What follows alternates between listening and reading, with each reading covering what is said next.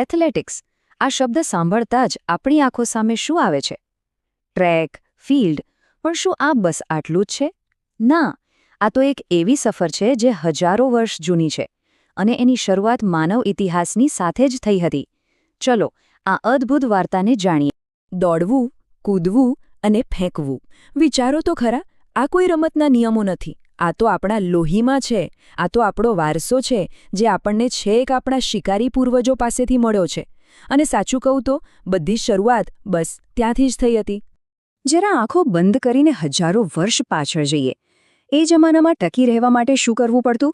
જીવ બચાવવા માટે દોડવું પડતું, શિકાર કરવા માટે ભાલા જેવી વસ્તુ ફેંકવી પડતી અને રસ્તામાં આવતા અવરોધોને પાર કરવા કૂદવું પડતું હતું. એટલે કે એથ્લેટિક્સની શરૂઆત કોઈ ચમકતા સ્ટેડિયમમાં નહોતી થઈ, પણ ખુલ્લા જંગલો અને મેદાનોમાં જીવન ટકાવવાની એક મજબૂરીમાંથી થઈ હતી. તો સવાલ એ છે કે જીવન ટકાવવાની આ કળા, રમત ક્યારે બની ગઈ? આ સ્પર્ધાનો રોમાંચ આવ્યો ક્યાંથી? વેલ, આ સવાલોના જવાબ શોધવા માટે આપણે જવું પડશે પ્રાચીન ગ્રીસ અને રોમની ભવ્ય સંસ્કૃતિમાં. એ જ જગ્યા છે જ્યાં આ શારીરિક કૌશલ્યોને એક નવું જ સ્વરૂપ મળ્યું, સન્માન અને સ્પર્ધાનું. ઇતિહાસનું એક એવું પાનું જે આજે પણ ચમકી રહ્યું છે. ઈસવીસન પૂર્વે 776 ગ્રીસના ઓલિમ્પિયામાં પહેલીવાર ઓલિમ્પિક ગેમ્સ શરૂ થઈ. અને માની લો, આ કોઈ નાની સૂની ઘટના નહોતી. આ તો માનવ શક્તિ અને પ્રતિભાની ઉજવણી હતી. પછી આવ્યા રોમન. એમણે તો આ રમતોને મનોરંજનનું એકદમ વિરાટ સ્વરૂપ આપી દીધું. અને એટલું જ નહીં, પોતાની સેનાને ટ્રેન કરવા માટે પણ એનો જોરદાર ઉપયોગ કર્યો. એક મજાની વાત કહું, પહેલી ઓલિમ્પિક્સ આજની જેમ ભવ્ય નહોતી. શરૂઆત તો થઈ હતી ફક્ત એક જ દોડથી, જેને કહેવાતી સ્ટેડિયમ રેસ. બસ એટલું જ. પણ પછી ધીમે ધીમે આખી ગેમ બદલાઈ. લાંબી કૂદ આવી, ખેલાડીની છલાંગ માપવા. પછી ચક્રફેંક, તાકાતની પરખ કરવા. ભાલા ફેંક, નિશાન કેવું છે જોવા માટે. અને છેલ્લે ઉમેરાઈ કુસ્તી, જે શક્તિ અને યુક્તિ બંનેનો સંગમ હતો. બસ આ રીતે તે એક સંપૂર્ણ એથ્લીટની સાચી કસોટી બની ગઈ. પણ ઇતિહાસની ગાડી ક્યારેય સીધી નથી ચાલતી. રોમન સામ્રાજ્યનું પતન થયું અને પછી આવ્યો મધ્યયુગ. આ સમયમાં ઓલિમ્પિક્સ જેવી મોટી રમતોનું આયોજન લગભગ બંધ જ થઈ ગયું. એક સમય તો એવું લાગ્યું કે એથ્લેટિક્સનો એ સુવર્ણયુગ કદાચ ખતમ થઈ ગયો. પણ ના, એનો જુસ્સો મર્યો નહોતો. એ તો જીવતો રહ્યો. નાના નાના ગામડાઓના તહેવારોમાં, સ્થાનિક સ્પર્ધાઓમાં ધબકતો રહ્યો. અને પછી સદીઓનો લાંબો વિરામ પૂરો થયો. એથ્લેટિક્સ ફરી એકવાર જાગ્યું. સાચું કહું તો આ એનો પુનર્જન્મ હતો. અને કેવો પુનર્જન્મ!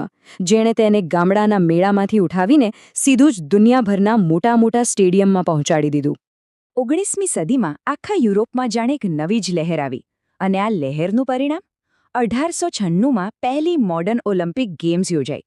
પણ આ વખતે બધાએ નક્કી કર્યું કે આ સિલસિલો અટકવો ન જોઈએ.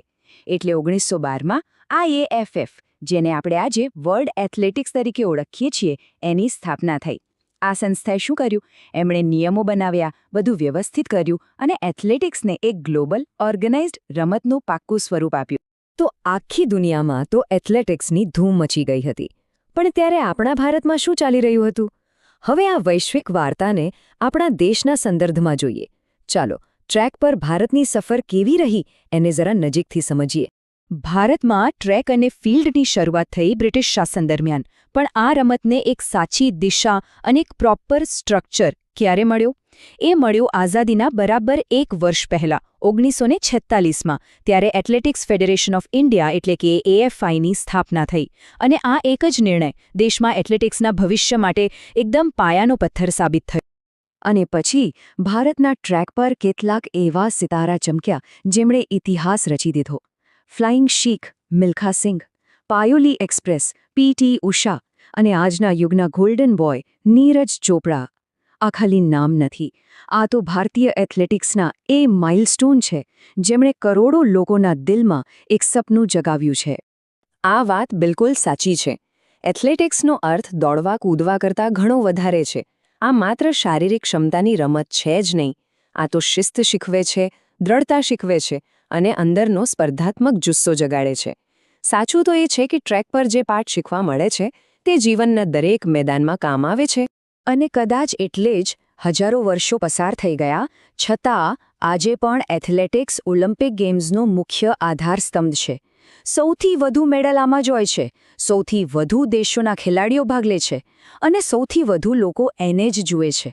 સાચું કહું તો એથ્લેટિક્સ વગર ઓલિમ્પિક્સની કલ્પના કરવી પણ લગભગ અશક્ય છે.